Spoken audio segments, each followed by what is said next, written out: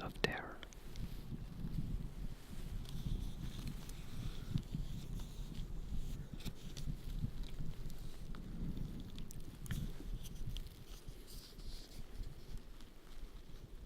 Classic horror stories from Great Britain, Europe, and the United States, 1765 to 1840.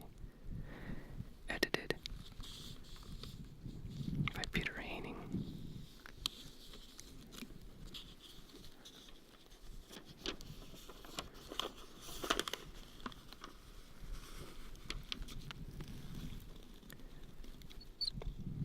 Copyright 1972.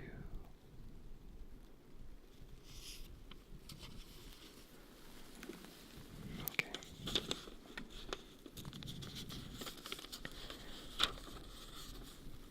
Story.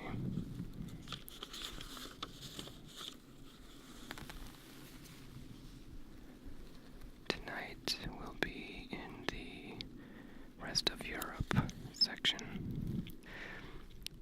Louise, or the Living Spectre. Anonymous. Page 751.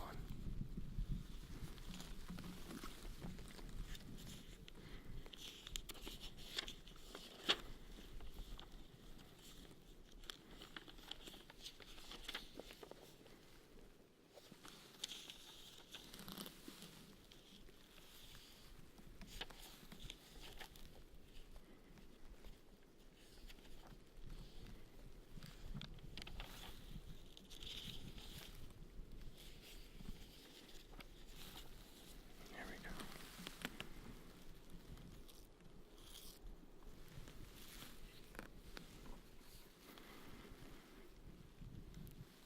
Louise, or the Living Spectre, by Anonymous, Austrian, 1814.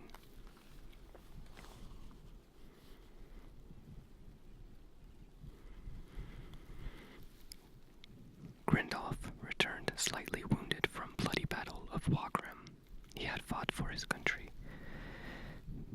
Many of his friends had fallen near him, and he had beheld death in its most terrific shape. His hopes were blasted.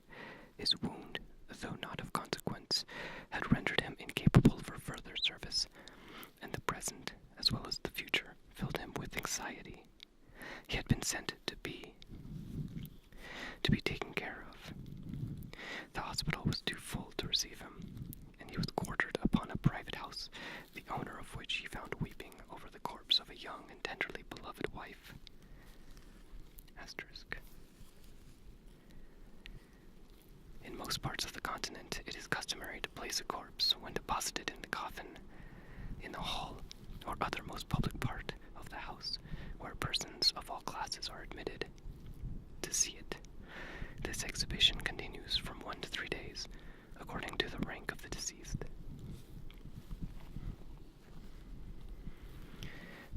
This disconsolate widower provided lodging for his new guest at an inn, that he might not be disturbed by him in his sorrow. Grindolf was glad for the change, for the sight of the deceased in her coffin had given him a powerful shock. This was the very image of his sister Louise, who, exactly a year before, to the very day, had been removed forever from the circle of her weeping family. Just so she had lain a year before in her coffin, with her hands folded on her heart, which had ceased to beat, and a fresh nosegay on her inanimate breast. To her brother, Hugo, she had been particularly attached. When inexorable death was clasping her in his cold embrace, the expiring enthusiast had promised to appear to him once in his life. How terribly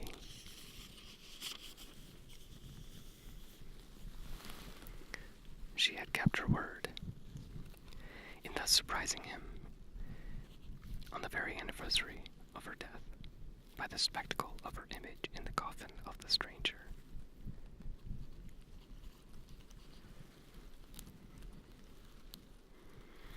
A room in the rear of the inn was allotted to Grindolf. Close under the window ran the stream by which B is intersected. On the opposite side was a nunnery. evening was gloomy as his soul. But the half-moon peeped occasionally through the rent veil of the clouds. The pious sisters on the other side of the river sang the Horace. His heart was filled with anguish, and tears of fraternal love and regret trickled down his cheeks. About 11 o'clock he retired to rest. According to custom, he fastened his watch to a chair by his bed. For a long time he heard its solitary ticking, but at length he fell asleep.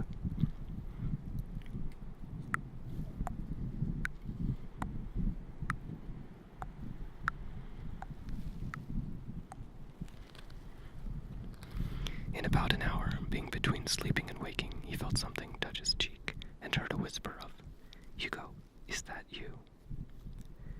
He awoke and beheld two large black eyes close to his face. He uttered an involuntary exclamation when a female figure in white, which had been bending over him, flew back to the door, where she stood still and raised in seeming agony her clasped hands toward heaven. "Who's there?" cried he, by this time completely awake. He was sure that it must be Louise, who stood at the door. He sprung from his bed and overthrew the chair with the watch. He endeavored to save it from falling, and at this moment the figure disappeared. The whole house rang with a tremendous crash. An ice-cold current of air poured through the chamber. The watch, which was not injured, pointed to the hour of 12. Grindolf shook in every joint. He had twice assisted in the storming of batteries, but had not trembled to such a degree on those occasions. He was now perfectly collected, yet was unable to solve the mystery of this apparition. It was nevertheless his solemn conviction that it could be no other than Louise.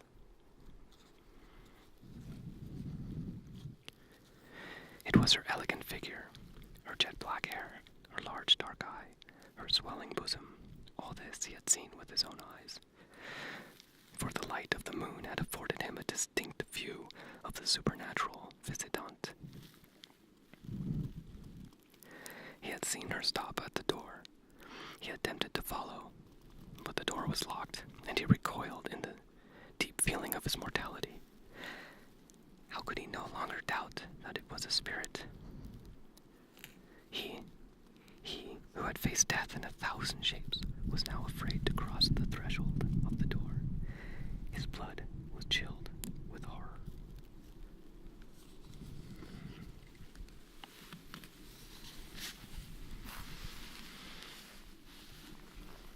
I just want to take a moment for a minute here to thank you for joining me. The camera is on a precarious rotten log. It has green algae all over it, and it is leaned up against another log and is therefore very shaky, and the mic is next to it. I'm pretty much as far away from civilization as I can get, considering the hour of the day. And about one valley away in that direction is a herd of elk. I will not be biking back in that direction, so I won't be able to capture any of their vocals. But anyway, so I'm just taking a small break because standing in this position is very strange.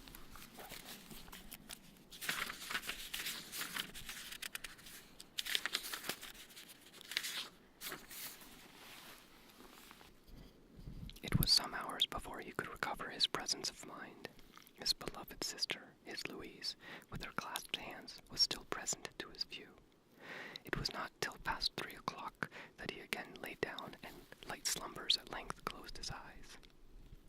When he awoke, it was broad daylight. The whole affair seemed to him like a dream.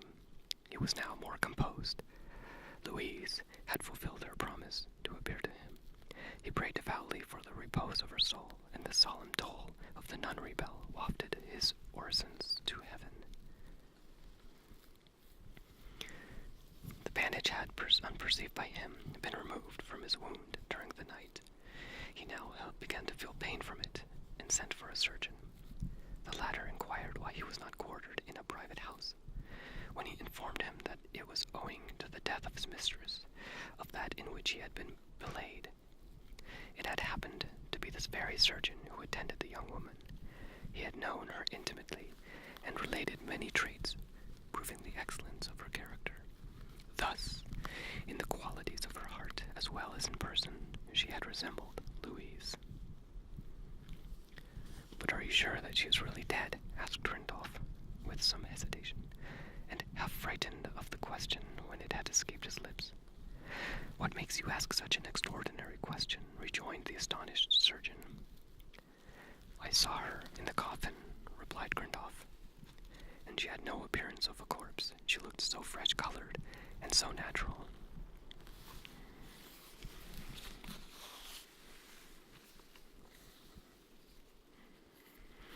"Alas, no, she is dead enough. She was not long ill, and this is the reason why her look is not changed." Grindolph scarcely knew himself what he meant by this question. It excited, however, the attention of the surgeon, who took his leave in a state of evident uneasiness.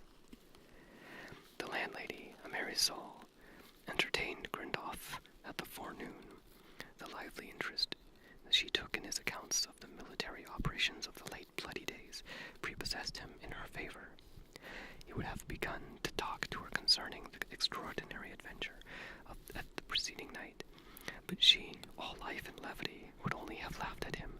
He therefore held his tongue.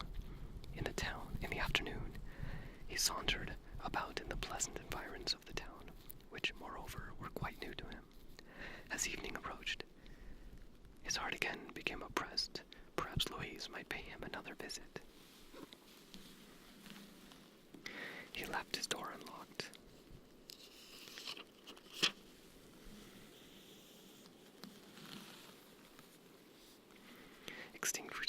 Extinguished his candle and resolved to lie awake and watch for the coming of his Louise. The dreaded hour, the hour in which spirits usually make their appearance, was past. The clock in the convent tower struck one. He had neither heard nor seen anything. Nature proved too strong for his will. He fell asleep, but soon awoke again. He thought he heard his own name pronounced. The chamber was quite dark. He raised himself in bed. His heart beat audibly. The blood rushed boiling to his brain when the voice repeated the call of Hugo. It was the voice of Louise. That he was perfectly sure of. After a short pause, a gentle sigh succeeded. "Jesus Maria," at length ejaculated the invisible being. Silence again followed, such a death-like silence that he could distinctly hear the pulsations of his arteries. "Louise," cried he, after an interval of a fearful minute, "where are you?" He received no answer. "Louise, my dear sister, I am not afraid of you. Is there anything in the world I can do for you, or does something disturb your repose in the grave?" "Not a syllable. My dearest Louise, speak to me. Speak but a single word. Appear in whatever form you are permitted to assume. I am prepared for everything." The same awful silence as before ensued. Finding it impossible any longer to remain in bed, Grindolph rose in an agony of suspense. He hurried to the window.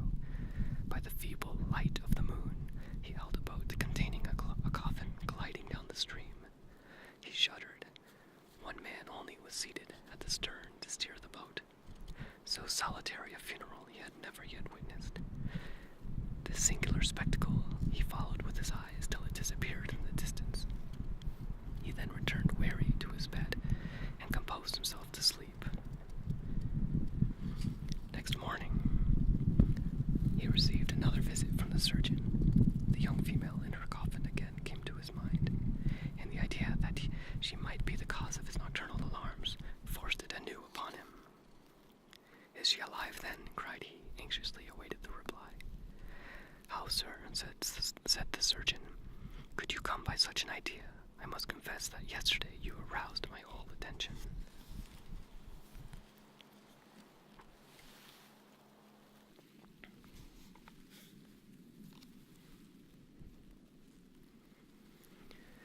I hurried away and employed all the processes recommended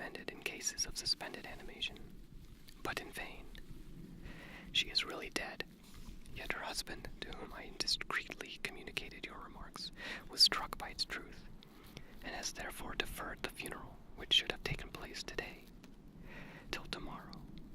He watches by her side in momentary expectation that she will open her eyes, but alas, they are closed forever. Grindolph's imagination was heated.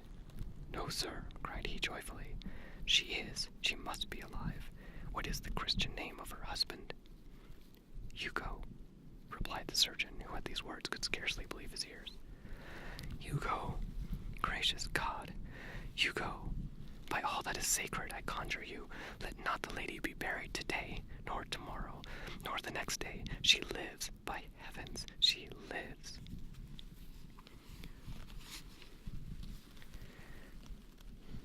The surgeon, with a smile, felt his patient's pulse. "Are you in your right senses, sir?" said he. "What was the wife's Christian name?" "Mirza."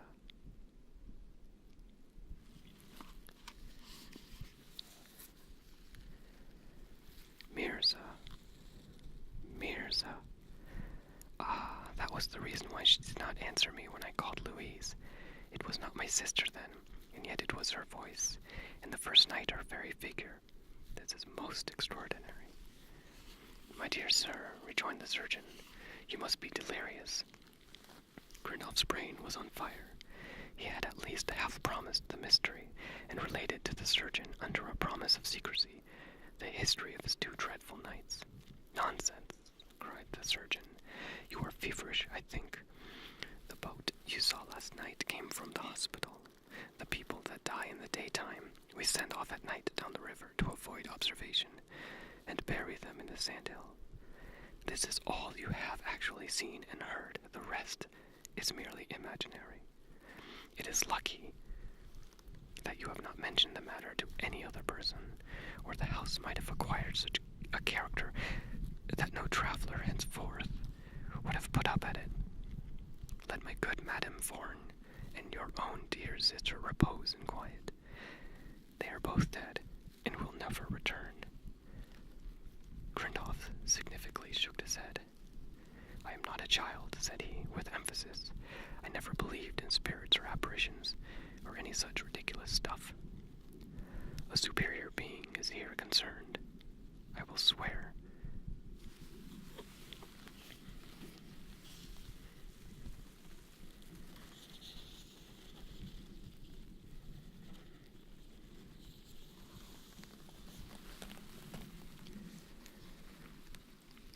Kneeling upon the sacred crucifix, that I was broad awake when I saw and heard what I told you. But don't remove the corpse, the mystery will be cleared up. It must be either she or my sister. What your eyes and ears can perceive, surely mine can also. Will you permit me to pass the night with you? I court adventures of this kind. Either I shall make a convert of you, or you of me. Should there be any trick or imposition in the matter, depend upon it, my pistols will bring it to light." Grindolph gave rather an unwilling consent. He would have preferred being alone, at least for this one night, but he was thrilled with horror when he only thought of the evening. He allowed the exorcist to bring with him sword and pistols, but only under a solemn promise not to use them except in case of necessity. For to pursue the shade of his Louise, or that of Madame Vaughan, who now deeply interested him, with mortal weapons, was an idea that he could not possibly entertain. The surgeon then took Grindolph into a social circle. The handsome young soldier received a cordial welcome. The paleness of his face, and the warm enthusiasm expressed in his look and manner, won him the sympathy and attention of all the fairer portion of the company. He seemed to have forgotten the 2 nights of terror, and indeed to be desirous himself to banish them from his memory. He was at length in high spirits, and drank copiously, but not immoderately, of the wine with which the surgeon hoped to remove his depression. Night came on. The clock struck 10. Grindolph gave a signal to the surgeon, and they retired. In the look which accompanied the signal, there was something so extraordinary that the surgeon began to feel an alarm, which he he strove in vain to subdue. The more he struggled against it, the stronger it grew, and he would much rather have stayed at home, could he but have found a plausible pretext for remaining behind. They first went to the surgeon's lodgings to fetch his sword and pistols. Grindoff observed that his companion's hand trembled while loading the latter, and this circumstance contributed not a little to depress his courage. Neither of them spake. They then proceeded in silence to the inn. Grindoff called for a light, and they soon entered the haunted chamber.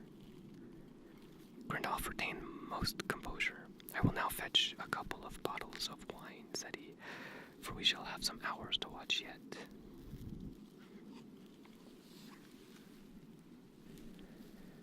He retired, leaving the candle with the surgeon.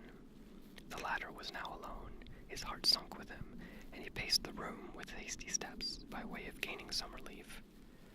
Meanwhile, Grindoff ascended the stairs on his return. In turning from the landing place into the long passage which led his apartment, he perceived a female figure in white, close to a window at the farther end of it. His blood was chilled, but he had sufficient presence of mind to set the 2 bottles of wine gently down and to advance a few steps towards the window. The moon shone brightly. The figure stood in such a position that he saw her profile. Her folded hands hung down before her, and her head was somewhat inclined. He approached a few steps nearer. It was Louise. He was petrified with terror. She slowly raised her folded hands higher and placed them upon her breast. Grindoff, scarcely conscious of what he did, again advanced a few paces. He was now almost close to her. The figure never stirred. His hair stood erect. It was Louise. He recognized every one of her features. She was pale as death. "Louise," said he softly. No answer was returned. "Louise, don't you know me?" The pale, aerial figure shook its head. "Louise, have you forgotten me? I am Hugo. Your Hugo. Hugo. My Hugo," cried the figure, extending her arms. Grindoff sunk senseless on her bosom. His pulses ceased to beat, but her heart throbbed with new life. At this moment, the surgeon rushed out of the room with the candle and his pistols. On beholding the group, he exclaimed, "God in heaven! Mirza Forn!" At this moment, a stranger in a morning gown came out of another room. He removed Grindoff from the arms of the pallid maiden, whom he took with him into his apartment, which was contiguous to Grindoff's chamber, and locked his door. Grindoff and the surgeon were deeply agitated, and passed the night together. The following morning, they sent the waiter to request an interview with the stranger, who came to them immediately. Grindoff begged pardon for what had happened the preceding night, and related his whole story, which made a strong impression upon his visitor.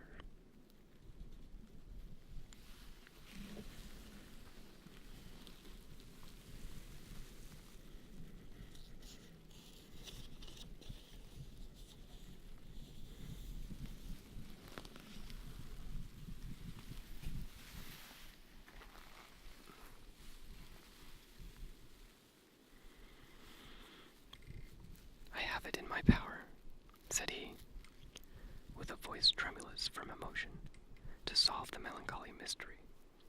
The unfortunate girl whom you saw last night, whom you heard the night before, and who stood the first night beside your bed, was neither your sister nor Madame Vaughan. It was my daughter. She is deranged. I come from W, and she is my only child. Fortune crowned my mercantile speculations with success. I was considered the wealthiest man in our town, and what is more, I was the happiest, for I had an excellent child. Louise was betrothed to the son of a neighboring farmer. She was most tenderly attached to her Hugo. The disastrous war broke out. The French burnt our town and committed the most atrocious excesses. It was found impossible to raise the contribution which they demanded. Hugo was informed of the perilous situation of the town and came to the heroic resolution to rescue us from the enemy. At the head of a troop of peasants whom he had collected, he had succeeded in forcing the gate. The enemy was posted in the street. The combatants met before my house. Louise, quite beside herself, ran downstairs, opened the house door, which had been securely fastened, and at this very moment, Hugo, struck by a ball in the head, fell from his horse at her feet. The reeking brains of her lover bespattered the wretched girl from head to foot. Since that moment of horror, her intellects have been disordered. Hugo's troop was overpowered, and the town had to suffer severely for its attempt. Gladly would I have given all I possessed, could I have recovered my child. I have now brought her to this distant place to avail myself to the advice of Dr. P., who has acquired great reputation for skill in the treatment of these species of disorder, and he has given me some hopes. Grindolf begged to be permitted to see Louise, and her father cheerfully complied with his wish. Dr. P. had previously recommended that the patient should be gradually accustomed to society, and especially to that of young persons of the other sex. The surgeon accompanied them. The one was struck with her uncommon resemblance to his sister, the other with a likeness to Madame Vorn. Louise seemed quite unconscious of what had happened on the 3 preceding nights. She had never opened her lips. She bowed to the strangers at their entrance, then placed herself in the window, sat, and fixed her eyes steadfastly on the floor.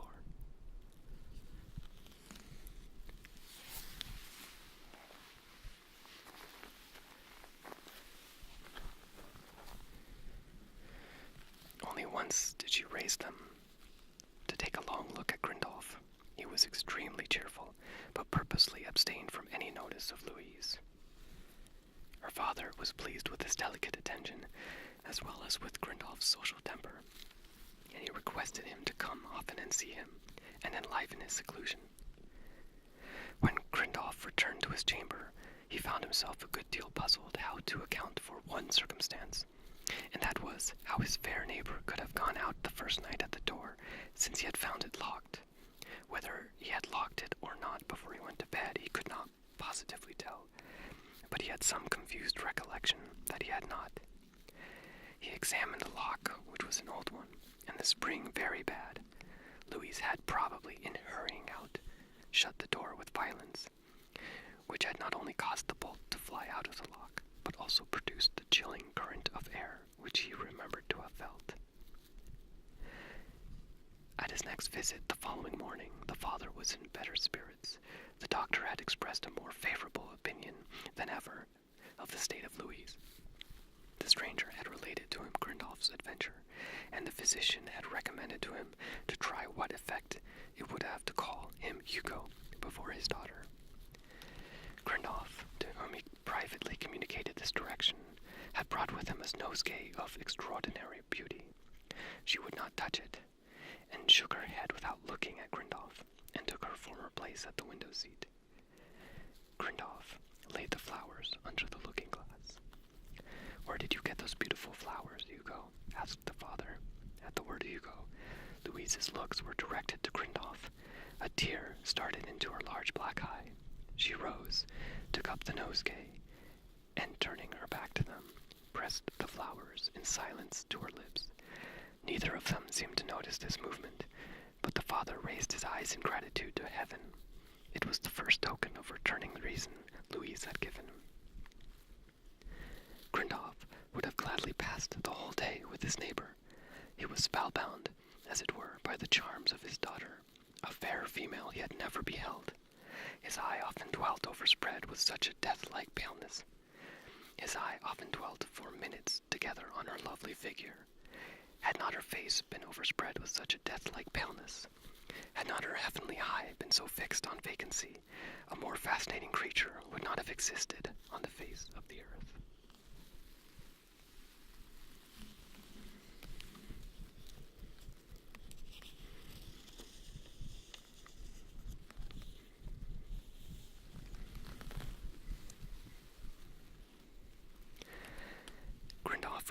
visits every day.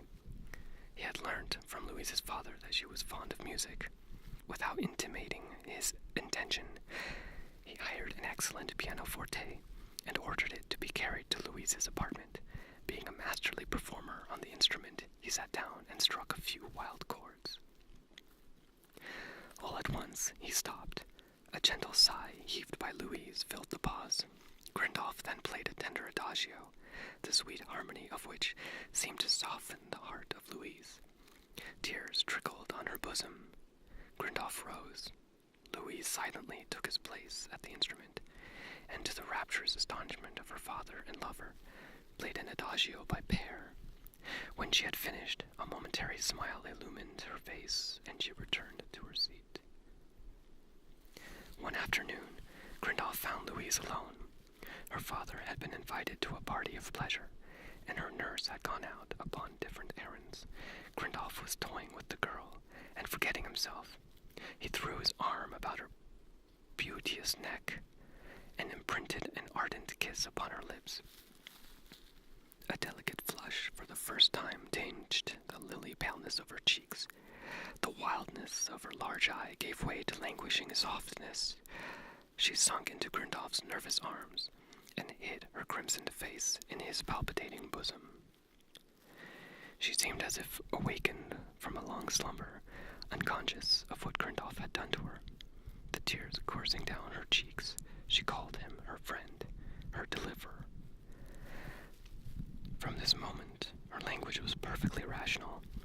She had no recollection of any of the occurrences of past life, and felt as though she had just come into the world.